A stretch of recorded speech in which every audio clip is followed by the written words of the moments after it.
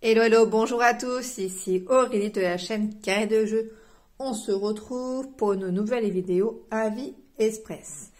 On débute tout de suite par le jeu Dungeon Legends, un jeu pour 1 à 4 personnes à partir de 10 ans et pour des parties d'environ 60 à 90 minutes. J'ai joué uniquement en solo, donc je ne peux pas donner mon avis sur le jeu donc en multijoueur. Déjà, Dungeon Legends, c'est un jeu qui est très bien conçu au niveau du matériel.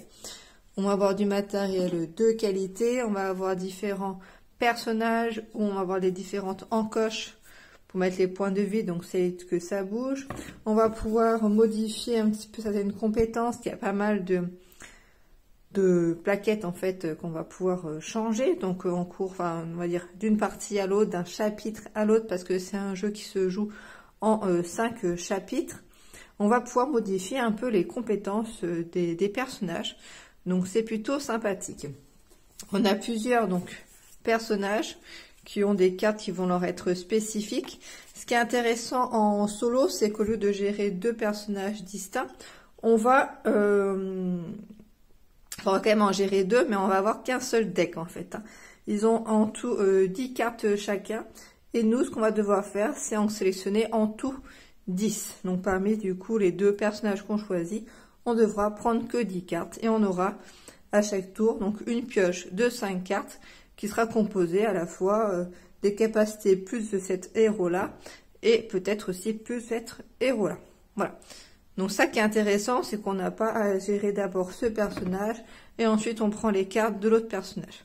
Là, c'est vraiment mélangé et après on se dispatche comme on veut entre les différentes actions des personnages. On a également en termes de matériel, on a un beau tapis de jeu qui est réalisé donc en tapis néoprène avec les rebords qui sont cousus, donc c'est plutôt agréable, plutôt sympathique. On a 2 livrets de règles, enfin un livret vraiment de règles sur les règles de base et un livret qui a détaillé du coup chacun des chapitres. Chaque chapitre apporte quelque chose vraiment de différent en termes de contenu. Pas forcément en termes de mécanique, mais vraiment en termes de contenu.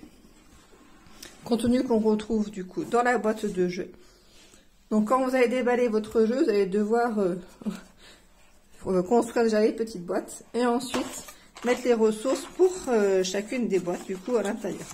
Donc ce qui est bien fait, c'est qu'on a le contenu présent donc à chaque fois, donc ça facilite grandement aussi le rangement. On la passe par exemple, c'est l'un des personnages.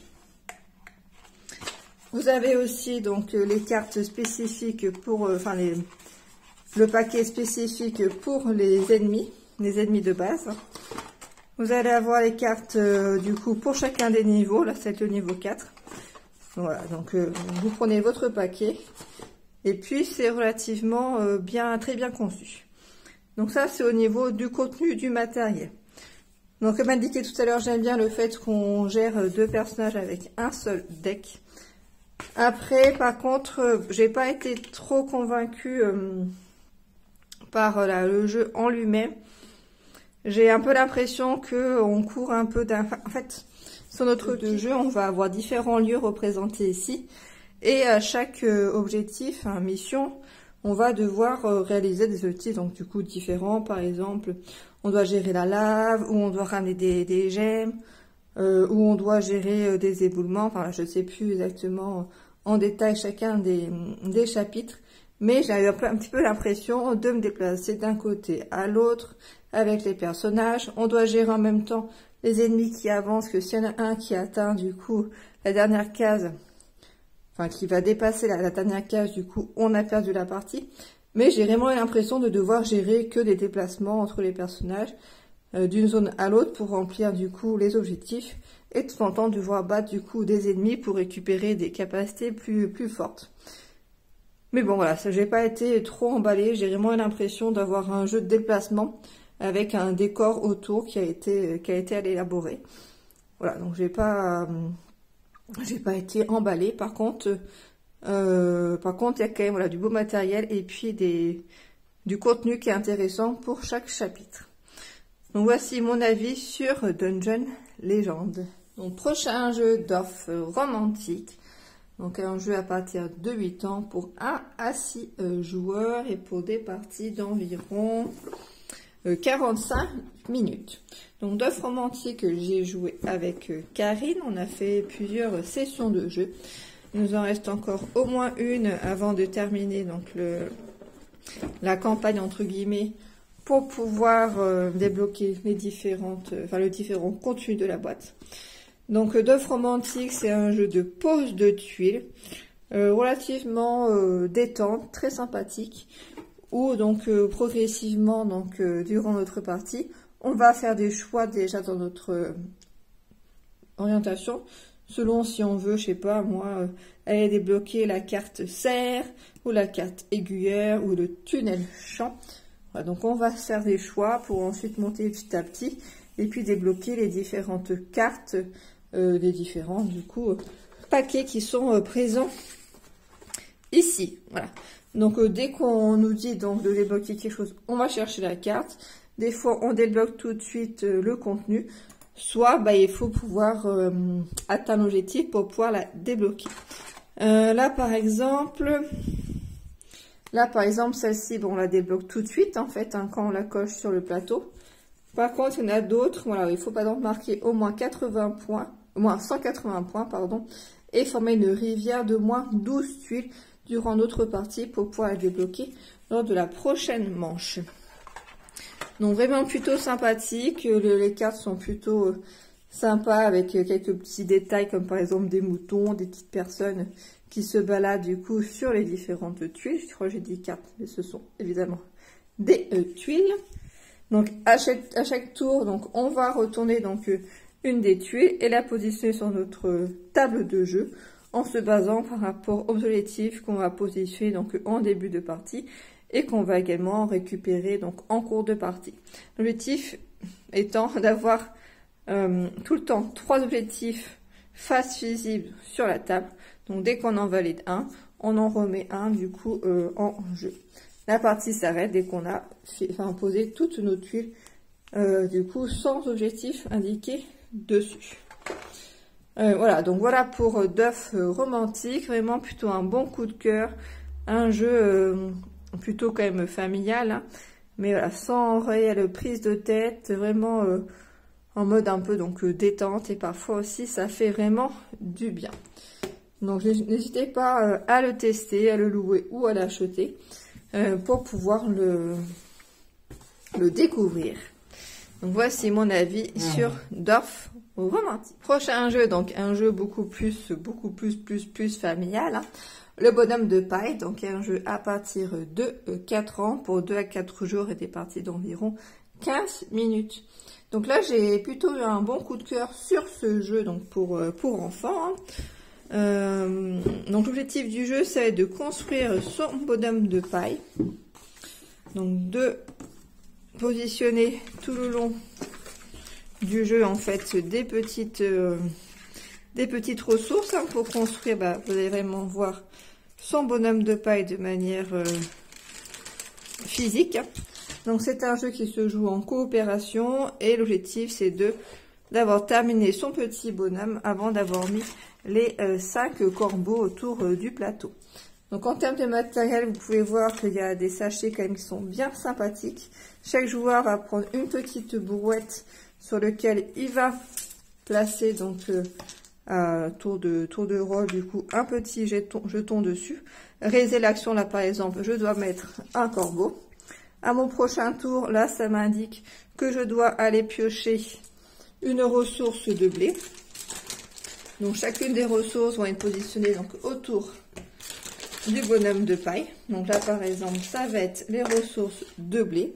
Je vais choisir celles que je vais prendre. Donc d'un point de vue stratégique, on va essayer de cibler celles qui vont correspondre à notre petit bonhomme de paille, hein, qu'on va construire en amont de la partie sur ce plateau là. Donc par exemple on va mettre la tête, le chapeau, le vêtement, voilà, etc., les chaussures et la tenue. Donc là, par exemple, bon, pas de chance pour moi, je n'ai pas besoin de blé tout de suite, mais je dois quand même récupérer un jeton. Le jeton, je le prends et je le mets dans mon petit sac. Et je continue donc à piocher des ressources, hein, des jetons. Là, je prends du coup ce qui correspond à de la forêt. Je sais plus exactement quel est le terme. Je prends mon jeton. Une fois qu'on pense avoir le jeton qui correspond, soit on le pioche directement et on le pose tout de suite. Là, par exemple, si j'aurais pris cette forme-là directement, je la mets dessus. Si ça n'a pas été le cas, après, je dois aller chercher dans mon sac, essayer de reconnaître la bonne forme pour pouvoir le sortir et positionner dessus. Si on se trompe, on met du coup un corbeau. Donc, je trouve ça intéressant, parce qu'il y a quand même une mécanique assez, enfin, comment dire, quelque chose d'assez réfléchi, où il faut se dire, ah, bah là, il me faut telle forme, du coup, on cherche dans notre sac, on touche la forme, on se dit, non, là, c'est pas la bonne forme, donc je vais pas prendre ça, là, c'est bon. Et des fois, bah, on peut se tromper, parce qu'il y a des formes qui sont identiques dans chacune des catégories. Voilà, donc je trouve que c'est plutôt sympathique, c'est assez facile à prendre en main. Voilà, donc j'ai testé avec un enfant de 3 ans, même si à partir de 4 ans, le jeu tourne très très bien. Il y a plusieurs variantes hein, en termes de difficulté, en termes de facilité sur le jeu, mais enfin, franchement, ça fonctionne très bien. Donc si vous avez des enfants dans cette tranche-là ou quelqu'un que vous connaissez, n'hésitez pas du coup à l'offrir. Donc voici mon avis sur le bonhomme de paille. Donc dernier jeu donc, de cet avis express, qui est le jeu Wingspan, un jeu pour 1 à 5 joueurs à partir de 10 ans et des parties d'environ 60 minutes. Donc un jeu assez connu, hein, où il y a eu différentes variantes. Je n'avais pas encore joué, donc voici, c'est chose faite. Déjà, Wingspan, matériel vraiment très beau. On a une tour à dés dedans qui est super sympathique, qui représente vraiment donc la thématique des oiseaux. On va avoir des jetons, des petits œufs comme ça là qu'on a envie de manger, mais évidemment qu'on ne mangera pas. On a des petits inserts, je sais pas quoi là, pour poser donc les ressources dedans. On a le petit plateau pour la pioche et le petit plateau pour faire la rivière. Donc plutôt sympathique. Les cartes sont relativement belles aussi, sont très lisibles. On a les points de victoire présents dessus, le nombre d'œufs qu'on peut avoir sur chacune des cartes, la condition de pose en fait selon la zone d'habitat de l'animal, enfin de l'oiseau, et les conditions de ressources également pour pouvoir la poser. On a des cartes, enfin des conditions aussi d'activation qui vont permettre de faire des actions donc à chacun de nos tours. J'apprécie plutôt bien le système de mécanique du jeu. Je vais vous expliquer tout ça. Donc on a également donc les jetons ressources, les jetons dés aussi hein, qu'on lance du coup dans la tour à dés. Donc pour vous expliquer ce que j'aime bien, donc voici un plateau. J'y ai joué donc que en solo, donc j'ai pas testé la version multijoueur, mais bon, mon avis, il n'y a pas de grande différence. Donc en fait, à chaque tour, on choisit, soit on joue dans notre main en payant les ressources, soit on décide de prendre de la nourriture, donc on se positionne à droite de la carte oiseau qu'on a positionné. Par exemple, si j'ai deux oiseaux, un oiseau ici, un oiseau là, je vais faire l'action d'ici. Donc je vais lancer 2 dés. Et après, je vais activer les pouvoirs qui sont marrons sur chacune des cartes oiseaux présents dans ma rangée. Là, on va pondre des œufs, donc pareil, c'est le même système. Hein. On pond des œufs par rapport à l'emplacement à droite de la carte qu'on a posée. On fait après les effets sur les cartes. On peut aussi piocher donc des cartes oiseaux. Donc on choisit voilà ce que l'on fait par rapport à notre besoin et surtout par rapport aux objectifs aussi qu'on a. Donc ça, je trouve ça plutôt sympa parce qu'on va vraiment se cibler par rapport aux objectifs. Alors que certains jeux, bon voilà, on peut essayer de faire un peu sans, je trouve, alors que là, on est quand même plutôt focus dessus. Donc objectif individuel et aussi objectif commun, donc ça c'est aussi qui est intéressant. Objectifs communs qui changent, hein, ce ne sont pas les mêmes à chaque partie. Donc quand on joue contre l'Ottoman, on va essayer de faire en sorte de gagner plus de points que lui. L'Ottoman est très bien géré aussi, hein. Donc ça c'est vraiment très sympathique, vraiment facile aussi à mettre en place. On a juste une carte à retourner et puis appliquer donc son effet. Donc voilà, en termes d'équilibrage de jeu, je le trouve vraiment bien. En termes de compréhension des règles aussi, c'était relativement clair.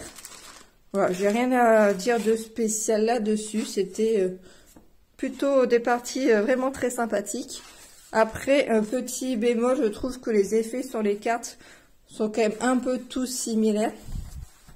Voilà, en termes de rejouabilité, je trouve que bon, ça manque peut-être un petit peu de différence pour moi. Mais c'était vraiment une belle découverte sur ce jeu-là que je ne connaissais pas. Et j'ai apprécié d'ailleurs de plus en plus les jeux de collection de cartes comme donc Wispan ou sinon Forêt Mixte, que je trouve du coup vraiment sympathique.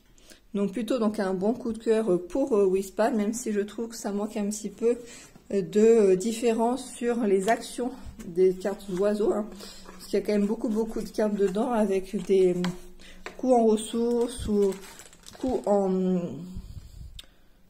points de victoire différents, mais je trouve que les effets sont quand même assez similaires d'une carte oiseau à l'autre. Autre point important aussi, ce sont que des oiseaux qui existent, et du coup il y a vraiment une volonté de l'auteur de faire quelque chose d'assez du coup vraiment, enfin d'assez réel par rapport donc aux oiseaux, par rapport à leurs œufs, par rapport à leurs besoins. Et sous chacune des cartes aussi, il y a un petit détail qui explique une petite anecdote aussi sur chacun des oiseaux. Donc voici donc mon avis express sur Wispan et donc mon avis express sur les 4 jeux que j'ai présentés.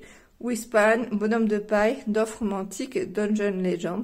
Et je dirais que ceux que j'ai préférés, ça va être le Bonhomme de paille et Dwarf romantique. Merci d'avoir regardé cette vidéo donc en entier. N'hésitez pas à mettre un commentaire et à bientôt dans une prochaine vidéo.